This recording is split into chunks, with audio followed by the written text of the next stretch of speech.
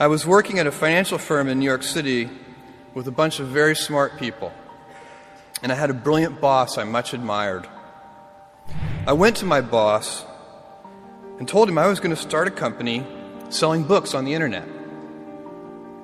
He took me on a long walk in Central Park, listened carefully to me, and finally said, "That sounds like a really good idea, but it would be an even better idea for someone who didn't already have a good job."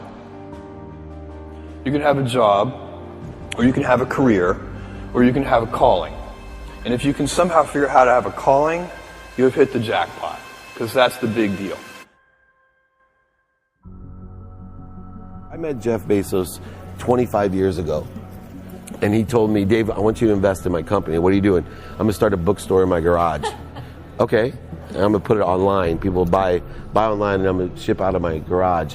But if you invest in me, Dave, someday I'm going to be the richest man in the world. I'll do over $100 billion. First of all, there is no such thing as $100 billion 25 years ago. Statistically, there's no such thing. Countries didn't have 100. Our national debt wasn't $100 billion. And this dude's telling me at 26 years old that he's going to be the richest man in the world because he has a garage and the internet? That was his truth. No, but he did not know it, and neither did I. But the difference between him and I is I was laughing, scoffing, and jesting at him, and he was already applauding himself, going, at the right way, at the perfect time, I'm going to make as much as I can as quickly. And I'm sitting there going, there's no way this is going to be a big business. Do something you're very passionate about, and don't try to chase what is kind of the hot passion of the day. Seen in that light, it really was a difficult choice. But ultimately, I decided I had to give it a shot. I didn't think I'd regret trying and failing. And I suspected I would always be haunted by a decision to not try at all. After much consideration, I took the less safe path to follow my passion, and I'm proud of that choice. As a young boy, I had been a garage inventor. I'd invented an automatic gate closer out of cement-filled tires, a solar cooker that didn't work very well out of an umbrella and aluminum foil, baking pan alarms to entrap my siblings. I'd always wanted to be an inventor, and she wanted me to follow my passion. There's a military phrase that I especially love, and it says, "Slow is smooth and smooth is fast."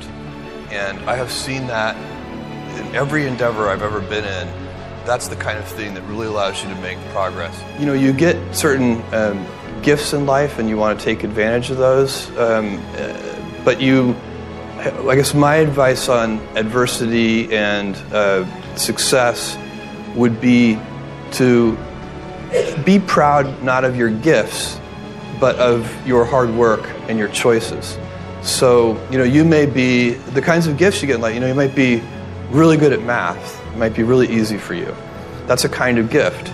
But practicing that math and taking it to the next step, that could be very challenging and hard, and take a lot of sweat.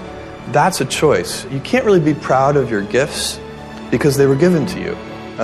You can be grateful for them and thankful for them.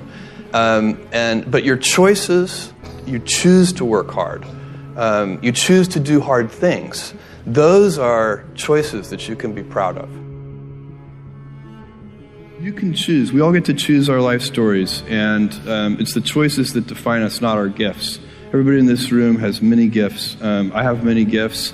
You can never be proud of your gifts because they're gifts. They were given to you. You might be tall, or you might be really good at math, or you might be extremely beautiful or handsome, or there are many gifts, and you can only be proud really of your choices because those are the things that you are acting on. And one of the most important choices that each of us has, and you know this just as well as I do, is you can choose a life of ease and comfort, or you can choose a life of service and adventure. And when you're 80, which one of those things do you think you're going to be more proud of? You're going to be more proud of having chosen a life of service and adventure. There's never been a better time to be alive. I mean, it's just incredible the amount of inspiration that the world generates for me, and I think for a lot of people. It's insane, the amount of change and invention and opportunity. Your life, the life you author from scratch on your own, begins. How will you use your gifts? What choices will you make? Will inertia be your guide, or will you follow your passions? Will you follow dogma, or will you be original?